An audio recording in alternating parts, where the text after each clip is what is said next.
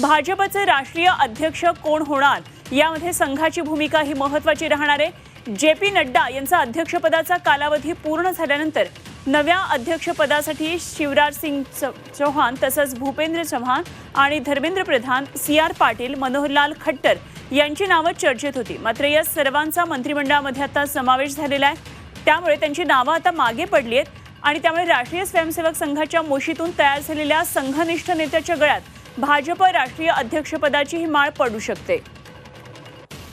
आमचे प्रतिनिधी अमर काणे सध्या आपल्या बरोबर संपर्कात आहेत, आणखी जाणून घेऊया त्यांच्याकडून महत्त्वाचे तपशील।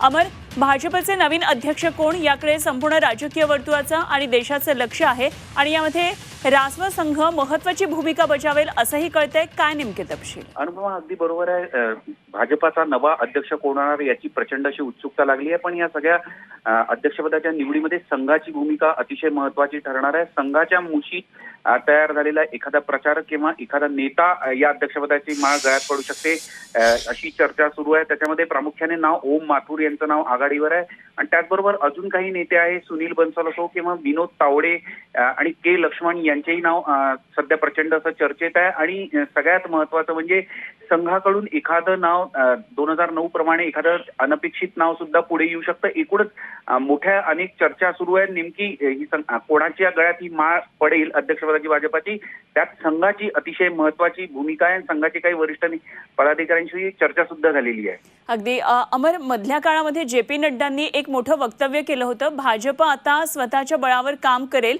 आणि राष्ट्रीय स्वयंसंघाची गरज नाही असं म्हटलेलं होतं। काय त्याचे काही पडसाद पडण्याची शक्यता? संघाची भूमिका एकदम शांतपणे सुरू असते, एक प्रक्रिया असते संघाची पूर्ण, आणि त्या प्रक्रियेनुरूपच प्रत्येक गोष्ट पुढे सरकल्या जाते।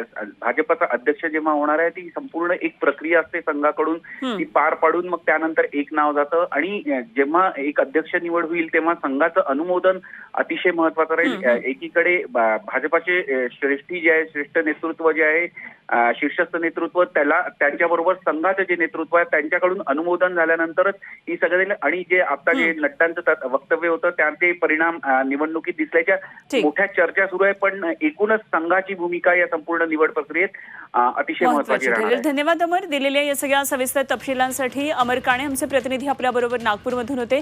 तेव्हा भाजपचे नवीन अध्यक्ष कोण याकडे आता सर्वांचं लक्ष असेल।